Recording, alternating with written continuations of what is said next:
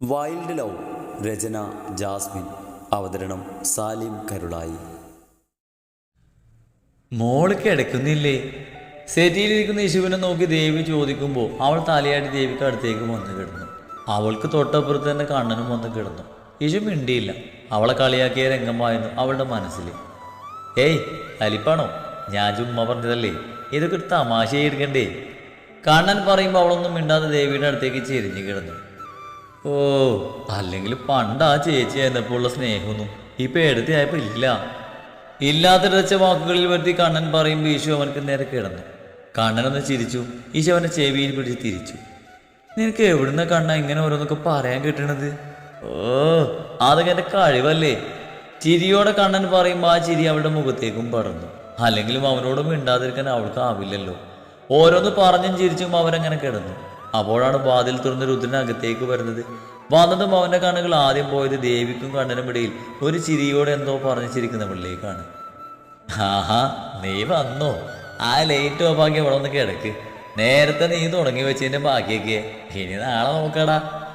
രുദ്രനെ കണ്ടതും മോഹൻ ഒരാക്കിലോട് പറഞ്ഞു. മോഹൻ കളിയാക്കിയ ദേഷ്യവും അവൾ റൂമിലേക്ക് വരാത്ത ദേഷ്യമൊക്കെ ഉള്ളത് കൊണ്ട് തന്നെ രുദ്രൻ മറുപടി ഒന്നും കൊടുത്തില്ല. കാനപ്പിച്ചൊന്ന് നോക്കിക്കൊണ്ട് ഈശോവിൻ്റെ അടുത്തേക്ക് നടന്നു. അവളുടെ കാലിൽ പിടിച്ച് വലിച്ച് താഴേക്ക് വലിച്ച് അവളെ കയ്യിൽ കോരിയെടുത്ത് മുന്നോട്ട് നടന്നു. മാറിക്കിടന്നേടാ. ചുമരിനോട് ചേർന്ന് ഫോണിൽ കളിച്ച് കിടക്കുന്ന റോണിയോട് പറയുവായിരുന്നില്ല, അലറുവായിരുന്നു. കേട്ട പാതിവൻ നീങ്ങിക്കിടന്നു. യേശുവിനെ ചുവനോട് ചേർത്ത് കിടത്തി അവളോട് ചേർന്ന് അവനും കിടന്നു. രുദ്ര, ഇത് നിങ്ങളുടെ റൂമല്ല. ഒന്നിറങ്ങി എണീക്കുമ്പോൾ പിള്ളേരൊന്നും പേടിക്കരുതേ. മോഹനൊരു ചിരിയോടെ പറയുമ്പോൾ ദേവി മോഹന്റെ കയ്യിലൊന്ന് നൂടി. ആ, ഞാൻ അവനെ ഓർമ്മിപ്പിച്ചതല്ലേ. മോഹൻ ദേവിയെ നോക്കി ചിരിയോടെ പറയുമ്പോൾ ദേവി മോഹനെ നോക്കി ഒന്ന് കണ്ണിരുട്ടി. രുദ്രൻ ഒന്നും മിണ്ടാതെ അവളോട് ചേർന്ന് കിടന്നു. ലൈറ്റ് ഓഫാക്കിയതും രുദ്രന്റെ കണ്ണുകളൊന്ന് തിളങ്ങി. മങ്ങിയ വെളിച്ചത്തിൽ അവന്റെ കണ്ണുകളിലെ തിളക്കം കണ്ട യേശുവിന്റെ ശരീരം ഒന്ന് വിറച്ചു. ഹൃദയം എന്തിനോ വേണ്ടി ഉച്ചത്തിൽ മേടിച്ചു. ഇച്ചാ. അവളെ തന്നെ നോക്കിക്കിടക്കുന്ന രുദ്രന്റെ കണ്ണുകളിലേക്ക് നോക്കിക്കൊണ്ട് ശബ്ദം അടക്കി പിടിച്ച് അവനക്ക് മാത്രം കേൾക്കാൻ പാകത്തിന് അവൾ വിളിച്ചു. രുദ്രൻ അവളുടെ മുഖത്തേക്ക് നോക്കിക്കൊണ്ട് ഒന്നുകൂടെ അവളോട് ചേർന്ന് കിടന്നു. ഒപ്പം അവനെ കൈ അവളുടെ ഇടുപ്പിലൂടെ ചുറ്റി പിടിച്ച് അവൾ അവനോട് ചേർത്ത് കിടത്തി. നിന്നോടാരാ ഇവിടെ കിടക്കാൻ പറഞ്ഞത്? അവൾ വിളിച്ച പോലെ പതിയെ അടക്കി പിടിച്ചുകൊണ്ട് അവളുടെ ചെവിയിൽ അവൻ ചോദിച്ചു. അവന്റെ ചൂടുള്ള നിശ്വാസം അവളുടെ ചെവിയിൽ പതിഞ്ഞതും അവളൊന്ന് പൊളിഞ്ഞുകൊണ്ട് അവനോട് ചേർന്ന് കിടന്നു. ഇച്ച. അവന്റെ ചുണ്ടുകൾ അവളുടെ വായിലാക്കി ചലിക്കുമ്പോൾ അവൾ പതർച്ചയോടെ അവനെ വിളിച്ചു. ഒപ്പം അവന്റെ അപ്പുറത്ത് കിടക്കുന്നവർ കാണുവോ കേൾക്കുവോ എന്ന ഭയവും ടെൻഷനും അതിലധികം. പറ, ആരാ നിന്നോട് ഇവിടെ വന്ന് കിടക്കാൻ പറഞ്ഞത്? ചോദിക്കുന്നതിനോടൊപ്പം അവളുടെ ചെവിയിൽ അവനൊന്ന് കടിച്ചു. ഈശ്വരി കൈകൊണ്ട് അവനെ നെഞ്ചിൽ അമർത്തി ഒന്ന് പിടിച്ചു. ഇച്ച, പ്ലീസ്. അവൾ പതിയെ അവന്റെ ചെവിക്ക് നേരെ ചുണ്ടുകളാക്കിക്കൊണ്ട് പറയുമ്പോൾ രുദ്രൻ അവളുടെ ചെവിയിൽ നാവ് ചലിപ്പിച്ചു. നമുക്കിനി നമ്മുടെ റൂം മാത്രം മതി. അവിടെയാകുമ്പോൾ ആരെയും പേടിക്കണ്ടല്ലോ. ഈ പേനിക്ക് ഇതില്ലാതെ പറ്റില്ല. അത് പറയുമ്പോൾ അവന്റെ നോട്ടം അവളുടെ മാറിലേക്കായിരുന്നു. ഉയർന്ന് ശ്വാസം എടുക്കുന്നത് കൊണ്ട് അവളുടെ മാറുകൾ അവന്റെ നെഞ്ചിലായി അമർന്നു. രുദ്രൻ പതിയൊന്ന് ഉയർന്ന് അവളുടെ നെഞ്ചിലായി അവന്റെ ദൃഢമായ നെഞ്ചമർത്തി. രുദ്ര. പെട്ടെന്ന് ആ രണ്ട വെളിച്ചത്തിൽ മോഹന്റെ ശബ്ദം ഉയർന്നു. രുദ്രൻ അവളുടെ ശരീരത്തിൽ നിന്ന് അകന്നു മാറി മലന്ന് കിടന്ന് കൂറുകാതെ കിടന്ന് ഉറങ്ങടാ. മോഹന്റെ ആക്കി ചിരിയോടെയുള്ള ശബ്ദം കേട്ടതും രുദ്രൻ കണ്ണുകൾ രണ്ടും മുറുകെ അടച്ച് ബെഡിൽ കൈമൂശി ചൂട്ടിയിടിച്ചു. അതറിഞ്ഞ പോലെ റോണ കമിഴ്ന്ന് കിടന്ന് ചിരിച്ചു. അച്ഛനായി പോയി, അല്ലെങ്കിൽ ഞാൻ എന്തെങ്കിലും പറഞ്ഞനെ. രുദ്രൻ ചുണ്ടുകൾക്കിടയിൽ വെച്ച് പെറുപെറുത്തു. ഈശോര് ചിരിയോടെ അവനെ നെഞ്ചിലേക്ക് തലവെച്ച് അവനോട് ചേർന്ന് കിടന്നു. അച്ഛൻ പറഞ്ഞപ്പോൾ ഈച്ചൻ തന്നെയല്ല സമ്മതം പറഞ്ഞത്. അതുകൊണ്ടാണ് ഞാനിവിടെ അവർക്കൊപ്പം വന്ന് കിടന്നത്. വിളിച്ചിട്ട് ഇവിടെ വന്ന് കിടന്നില്ലെങ്കിൽ അവരെന്ത് കരുതും? അതാ സോറി. കണ്ണുകൾ അടച്ച് കിടക്കുന്നവന്റെ ചുണ്ടിൽ അവളുടെ സംസാരം കേട്ടൊരു ചിരി വിടർന്നു. വലിഞ്ഞു മുറുകി അവളുടെ മുഖം അവളുടെ സ്പർശനത്തിൽ അവളുടെ ഒരു വാക്കിൽ അലിഞ്ഞില്ലാതായി. മോളെ ഈശു, നിന്നോടും കൂടെ ഞാൻ പറഞ്ഞത്, കിടന്ന് കുറങ്ങാതെ കിടന്ന് ഉറങ്ങു മക്കളെ. വീണ്ടും മോഹന്റെ കളിയാക്കൽ, ഒപ്പം മറ്റുള്ളവരുടെ ചിരിയും. അതുകൂടെ കേട്ടതും രുദ്രന്റെ സകല കൺട്രോളും പോയി. അവൻ യേശുവിനെ മാറ്റി കിടത്തി ബെഡിൽ നിന്നും എണീറ്റു. എന്തെങ്കിലും രണ്ട് പറഞ്ഞില്ലെങ്കിൽ അവൻ ഉറക്കം വരില്ല. അത്ര ദേഷ്യം തോന്നി അവർക്ക് അന്നേരം. അടക്കി പിടിച്ച് സംസാരിക്കുന്നത് കൊണ്ട് പറയുന്നതൊന്നും ആർക്കും മനസ്സിലാവില്ലെങ്കിലും എന്തോ സംസാരിക്കുവാണെന്ന് മനസ്സിലാവും. എണീറ്റിരുന്ന് രുദ്രന്റെ കയ്യിൽ പിടിച്ച് വലിച്ചു യേശു. അവൻ ബെഡിലേക്ക് തന്നെ വീണു. ഈശോന്റെ നെഞ്ചിലേക്ക് മുഖം വെച്ച് അവനെ ചുറ്റി പിടിച്ച് കിടന്നു. ഒപ്പം അവളുടെ ചുണ്ടുകൾ അവൻ്റെ ടീഷർട്ടിന് മുകളിലൂടെ അവൻ്റെ നെഞ്ചിലമർന്നു. ഇനി എന്തൊക്കെ സംഭവിച്ചാലും അവൻ അവിടെ നിന്ന് എണീക്കില്ലെന്ന് അവൾക്ക് അറിയാം. ഇഷ. പതുങ്ങിയല്ല അവൻ്റെ വിളി, കാറ്റ് പോലെ അവളൊന്നും മിണ്ടിയില്ല. ഞാൻ ടീഷർട്ട് അയക്കട്ടെ? അവൻ്റെ വികാരത്തോടെയുള്ള ശബ്ദം അവളിൽ വന്നടിച്ചതും അവൾ ഞെട്ടിലോട് അവൻ്റെ നെഞ്ചിൽ നിന്ന് മുഖമുയർത്തി അവനെ നോക്കി. അവളുടെ ഉത്തരത്തിനായി അവളുടെ മുഖത്തേക്ക് നോക്കി കിടക്കുവാണ്. ഒരു നിമിഷം വേണ്ടിയിരുന്നില്ലെന്ന് പോലും അവൾ ചിന്തിച്ചു. നമ്മുടെ റൂമല്ലല്ലോ ഇച്ച, എല്ലാവരും ഇല്ലേ? പതിയെ അവൻ്റെ മുഖത്തേക്ക് മുഖം അടുപ്പിച്ചുകൊണ്ട് അവളൊന്ന് പറഞ്ഞു നോക്കി. രുദ്രനൊന്നും മിണ്ടാതെ അവളെ ചുറ്റി പിടിച്ചുകൊണ്ട് കണ്ണുകൾ അടച്ചു. അവനെ ഒന്ന് നോക്കിക്കൊണ്ട് അവൻ്റെ നെഞ്ചിലേക്ക് മുഖം നിർത്തി അവളും കിടന്നു. സമയം നീങ്ങിക്കൊണ്ടിരുന്നു. എല്ലാവരും ഉറങ്ങി. രുദ്രൻ അടച്ച കണ്ണുകൾ തുറന്ന് നെഞ്ചിൽ കിടക്കുന്നവളൊന്ന് നോക്കി. ഇഷ, അവൾ ഉറങ്ങിയോന്നറിയാൻ രുദ്രൻ പതിയെ ഒന്ന് വിളിച്ചു. അനക്കമൊന്നുമില്ല, നല്ല ഉറക്കത്തിലാണ്. രുദ്രൻ കണ്ണുകൾ അടച്ച് വീണ്ടും കിടന്നു. ഇല്ല, ഉറക്കം വരുന്നില്ല. രുദ്രൻ കണ്ണുകൾ വലിച്ചു തുറന്ന് യേശുവിനെ അവനെ നെഞ്ചിൽ നിന്നും മടത്തി മാറ്റി ബെഡിൽ കിടത്തി. മലന്ന് കിടന്നവളെ അവൻ്റെ വശത്തേക്ക് ചേർത്ത് കിടത്തി. ശേഷം അവളുടെ വയറ്റിലൂടെ ചുറ്റിപ്പിടിച്ചുകൊണ്ട് അവളുടെ മാറിലേക്ക് മുഖം നിർത്തി കിടന്നു. അവളുടെ മാറിലേക്ക് മുഖം പൊഴുത്തി രുദ്രൻ ആഞ്ഞ ശ്വാസം വലിച്ചു വിട്ടു. വല്ലാത്ത സമാധാനം തോന്നിയവനക്ക് മുഖം അവിടുന്ന് ഒന്ന് ഉയർത്തി ഒന്നും അറിയാതെ ഉറങ്ങുന്നവളുടെ ചുണ്ടിലൊന്ന് ചുംബിച്ച ശേഷം തലയുയർത്തി തിരിഞ്ഞു നോക്കി. എല്ലാവരും നല്ല ഉറക്കത്തിലാണെന്ന് കണ്ടത് രുദ്രൻ തല താഴ്ത്തി അവിടെ തന്നെ കിടന്നു. യേശുവിൻ്റെ നിഷ്കളങ്കമായ മുഖത്തേക്ക് നോക്കിക്കൊണ്ട് അവളിട്ടിരിക്കുന്ന ടോപ്പിൻ്റെ മിററിൻ്റെ ഭാഗത്തെ ബട്ടൺസ് അഴിച്ചു. ആകെ ഒരു ബട്ടൺസ് മാത്രമേ ഉണ്ടായിരുന്നുള്ളൂ. ആഗ്രഹിച്ച കാര്യം നേരെ അവനക്ക് മുമ്പിൽ കാണാതെ വന്നതും അവളുടെ ക്രോപ്പ് പിടിച്ചൊന്ന് താഴ്ത്തിക്കൊണ്ട് അവിടേക്ക് അവനെ മുഖമമർത്തി. ശേഷം അവളെ വരിഞ്ഞു മുറുക്കി അവളുടെ കൂടി നിൽക്കുന്ന രണ്ടും മാറിലുമായി അമർത്തി ചുംബിച്ചു. യേശു ഒന്ന് കുറുകിക്കൊണ്ട് അവനെ തലമുടിയിൽ അമർത്തി അവൻ ഒന്നുകൂടെ അവളുടെ ശരീരത്തിലേക്ക് അമർത്തി. രുദ്രൻ ആശ്വാസത്തോടെ അവളുടെ മാറിൽ മുഖം പൂഴ്ത്തി കിടന്നുറങ്ങി.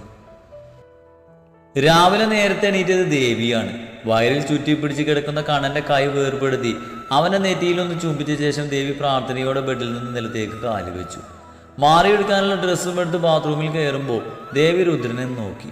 മുഖം കാണാനില്ല, യേശുവിൻ്റെ മാറിലാണ്. ദേവി ഒരു ചിരിയോടെ ബാത്റൂമിലേക്ക് നടന്നു. കുളി കഴിഞ്ഞിറങ്ങി വന്ന് കണ്ണാടിക്ക് മുന്നിൽ നിന്ന് മുടിയൊക്കെ തുവർത്തി സിന്ദൂരമൊക്കെ ഇട്ട് ദേവി ബെഡിൽ കിടക്കുന്നവരുടെ അടുത്തേക്ക് നടന്നു. അതിനിടയിൽ വീണ്ടും കണ്ണുകൾ രുദ്രനിലേക്ക് പാറി വീണു. അവൻ്റെ ആ കിടപ്പ് എങ്ങനെ നടന്ന ചെറുക്കനാ, ഇപ്പൊ അവളുടെ ചൂടില്ലാതെ പാറ്റില്ലെന്നായി. അവനെ നോക്കി ഒരു ചിരിയോടെ പറഞ്ഞ ദേവിയുടെ കണ്ണുകളിൽ അടുത്ത നിമിഷം വിഴിഞ്ഞു. രുദ്രനെയും വിഷുവിനെയും നോക്കിക്കൊണ്ട് പതർച്ചയോടെ ദേവി മറ്റുള്ളവരെ നോക്കി. എല്ലാവരും നല്ല ഉറക്കമാണെന്ന് കണ്ടതും ദേവി നെഞ്ചത്ത് കൈവച്ചു. ശേഷം രുദ്രൻ്റെ അടുത്തേക്ക് നടന്നു. രുദ്രൻ്റെ മുഖം ഒരു വശം ചെരിഞ്ഞു കിടക്കുന്നത് കൊണ്ട് തന്നെ അവരെ സൂക്ഷിച്ചു നോക്കുന്നവർക്ക് ഈ ശിവനെ നന്നായി കാണാം. അവൻ്റെ കിടത്തവും അവളുടെ കിടത്തവും അങ്ങനെയാണ്. റോണയുടെ കാലും മാറ്റി ദേവി അവിടെ കയറിയിരുന്ന് രുദ്രന്റെ മുഖം അവളുടെ മാറിൽ നിന്നും എടുത്ത് ബെഡിലേക്ക് കിടത്തി. ശേഷം മേന്തി പറഞ്ഞ് അവളുടെ ബട്ടൺസിന്റെ ടോപ്പ് മുകളിലേക്ക് വലിച്ചു കയറ്റി ദേവി താഴേക്ക് ഇറങ്ങി. ദേവി ഇറങ്ങിയ സമയം തന്നെ രുദ്രൻ മുഖം ചുളിച്ചുകൊണ്ട് അവന്റെ മുഖം വിഷുവിന്റെ മാറിലേക്ക് പൂഴ്ത്തി. ആഗ്രഹിച്ച് ചൂട് കിട്ടാത്തത് കൊണ്ട് തന്നെ അവൻ കൈകൾ കൊണ്ട് അവിടെ പരതി. ശേഷം ബട്ടൺസ് അഴിച്ചു. അതോടെ കണ്ടതും ശരിക്കും ദേവിയുടെ കണ്ണുകൾ പുറത്തേക്ക് വരുമെന്ന നിലയിലായി. ഷോ, ഈ ചെക്കനിത് എന്തിന്റെ കേടന്റെ ഈശ്വര, രുദ്ര. അവന്റെ കാലിൽ അമർത്തി നുള്ളിക്കൊണ്ട് പതുക്കെ ദേവി വിളിക്കുമ്പോൾ അവൻ അവളോട് ചേർന്ന് കിടന്നു. രുദ്ര. പതിയെ വിളിക്കുന്നതോടൊപ്പം വീണ്ടും അമർത്തി ഒന്ന് നുള്ളി. രുദ്രൻ കണ്ണുകൾ വലിച്ചു തുറന്ന് ബെഡിൽ എണീറ്റ് പകപ്പോടിയിരുന്നു. മുന്നിൽ കലിപ്പെട്ട് നിൽക്കുന്ന ദേവിയെ കാരണം അറിയാതെ അവൻ നോക്കി. അവളെ എടുത്ത് റൂമിൽ പോയി കിടക്കടാ. ദേവി പല്ലി കടിച്ച് പറയുമ്പോൾ രുദ്രന്റെ നോട്ടം അടുത്ത് കിടക്കുന്നവളിലേക്ക് പോയി. മുന്നിലെ ബട്ടൺസ് തുറന്നിട്ട് ഒന്നും അറിയാതെ കിടക്കുന്നവളെ ഒന്ന് നോക്കി. അവൻ തിരിഞ്ഞു നോക്കി. എല്ലാവരും നല്ല ഉറക്കാണ്. മുന്നിൽ നിൽക്കുന്ന ദേവിയെ നോക്കാതെ യേശുവിന്റെ കവളിൽ അമർത്തി ഒന്ന് ചുംബിച്ച ശേഷം അവളെ കയ്യിൽ കോരിയെടുത്തു. പോകുന്ന പോക്കിൽ ദേവിയുടെ കവളിൽ അമർത്തി ഒന്ന് ചുംബിച്ചു. കടുപ്പിച്ചൊന്ന് നോക്കിയെങ്കിലും ആ ചുണ്ടിലെ ചിരി നോക്കാതെ തന്നെ അവൻക്ക് അറിയാമായിരുന്നു. അവളെ എടുത്ത് റൂമിലേക്ക് നടക്കുമ്പോൾ യേശു കണ്ണുകൾ തുറന്നു. അകത്തേക്ക് കയറി കണ്ണ് തിരുമ്പുന്നവളെ ബെഡിലെത്തിയ ശേഷം അവൻ വന്ന് ഡോർ അടച്ചു. എന്താ നമ്മൾ പോകുന്നത്? അവന്റെ മുഖത്തേക്ക് സംശയത്തിൽ നോക്കി ചോദിക്കുന്നവളെ വശതിയോടെ നോക്കി ചിരിച്ചുകൊണ്ട് അവളുടെ ടോപ്പ് അവൻ തലവഴി വലിച്ചുപോയി മാറ്റി. ടോപ്പ് നിലത്തേക്കിട്ട് അവളെ ബെഡിലേക്ക് മറിച്ചിട്ട് അവളുടെ മുകളിലായി അവൻ അമർന്നു. ഇച്ച അവളിലേക്ക് അമർന്നുകൊണ്ട് അവളെ ചുറ്റിപ്പിടിക്കുമ്പോൾ ഈശു പകപ്പോടെ അവനെ നോക്കി.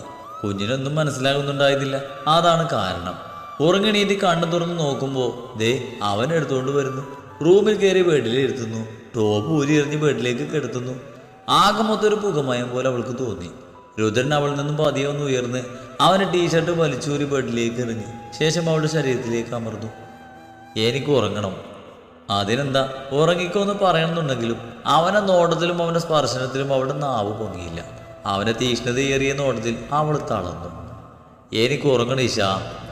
വീണ്ടും അവൻ്റെ വശതയേറിയ നോട്ടവും വാക്കുകളും. ഈശോ ഒന്നും മിണ്ടാതെ അവൻ്റെ മുഖത്തേക്ക് നോക്കി. അവൻ നോട്ടം അവളില്ലായിരുന്നു. അതിലെന്താണ് പറഞ്ഞു വരുന്നതെന്ന് അന്നേരം അവൾക്ക് മനസ്സിലായില്ല. ഇച്ഛ വിളിച്ചു തീരുന്നതിന് മുമ്പ് തന്നെ അവളുടെ ഇന്നർ അവളിൽ നിന്നും അവൻ താഴേക്ക് താഴ്ത്തി മുഖം അമർത്തി കിടന്നു. ഞാനൊന്നും ചെയ്യില്ല ഇശ, കുറച്ചു നേരം കൂടി ഉറങ്ങാം. അവളുടെ ഉയർന്ന ഹൃദയമിടിപ്പിനെ മനസ്സിലാക്കിയെന്ന് പോലെ അവൻ പറയുമ്പോൾ അവളുടെ കൈകളും അവനും പുറത്തിരുന്നു. രുദ്രന്റെ ചിരിയോട് അവളെ ചുറ്റിപ്പിടിച്ചുകൊണ്ട് കണ്ണുകൾ അടച്ചു കിടന്നു. യേശുവിന്റെ കണ്ണുകളും കുറച്ച് നിമിഷത്തിന് ശേഷം അടഞ്ഞു. ഇശ. രുദ്രന്റെ ശബ്ദത്തോടൊപ്പം അവന്റെ താടിരോമവും അവളുടെ ചെവിയിൽ തട്ടി. ഒന്ന് കുറുകിക്കൊണ്ട് ഒന്നുകൂടെ അവൾ അവനോട് ചേർന്ന് കിടന്നു. ഇശ, സമയം ഒത്തിരിയായി. വീണ്ടും രുദ്രന്റെ ശബ്ദം കേട്ടതും അവൾ കണ്ണുകൾ വലിച്ചു തുറന്നു. അവളുടെ കണ്ണുകൾ ആദ്യം പോയത് ചുമരിലെ ക്ലോക്കിലേക്കായിരുന്നു. സമയം 9 ആയിട്ടുണ്ട്. അത് കണ്ടതും ഇശ ചാടിപ്പിടിഞ്ഞ് എഴുന്നേക്കാൻ നോക്കി. പക്ഷെ അതിനനുവദിക്കാതെ രുദ്രൻ അവളുടെ ടോപ്പിൽ പിടിച്ച് ബെഡിൽ തന്നെ കിടത്തി. കുറച്ച് കഴിഞ്ഞു പോകാം പറയുന്നതോടൊപ്പം അവന്റെ ചുണ്ടുകൾ അവളുടെ നെറ്റിയിൽ പതിഞ്ഞു. ഈശോ ഒന്നും മിണ്ടാതെ അവനോട് ചേർന്ന് കിടന്നു. അല്ലെങ്കിൽ ആ ചൂടിൽ നിന്നും അത്ര വേഗം എണീക്കാൻ അവൾക്ക് താല്പര്യമില്ലായിരുന്നു. ഇശ. രുദ്രന്റെ നെഞ്ചിൽ കിടന്നുകൊണ്ട് അവളൊന്ന് മൂളി. ഇന്ന് രാത്രി ഞാൻ ഹൈദരാബാദ് പോകും. ഇനിയുള്ള മൂവിയുടെ ഷൂട്ടിംഗ് അവിടെയാണ്. മലർന്ന് കിടന്ന ഒരു കൈ കൊണ്ട് അവളെ ചേർത്ത് പിടിച്ച് മുകളിലേക്ക് നോക്കിയാണ് അവനത് പറഞ്ഞത്. ഈശോവന്റെ നെഞ്ചിൽ നിന്നും മുഖമുയർത്തി അവനെ നോക്കി. ഇന്ന് പോയിട്ട് എന്ന് വരും? അവൾക്ക് അറിയേണ്ടത് അതാണ്, അവനെന്ന് വരുമെന്ന്. അത് ചോദിക്കുമ്പോൾ അവളുടെ തൊണ്ട വല്ലാതെ വേദനിക്കുന്നത് പോലെ തോന്നി. എന്തോ സങ്കടം അവളെ വന്ന് നിൽക്കുന്നത് പോലെ. രുദ്രൻ 2 കൈകൾ കൊണ്ടും അവളെ ചുറ്റിപ്പിടിച്ചു. അറിയില്ല, ഇടയ്ക്ക് ആഴ്ചകൾ, ഇടയ്ക്ക് മാസം, അതിനുള്ളിൽ വരും. ഒന്നും കൃത്യമായി പറയാൻ പറ്റില്ല. നിന്നെ കൊണ്ടുപോകാൻ പറ്റിയിരുന്നെങ്കിൽ കൊണ്ടുപോകുമായിരുന്നു. ഇനിയിപ്പോൾ അതിന് പറ്റില്ല. അപ്പോഴും അവൻ അവളെ നോക്കിയില്ല.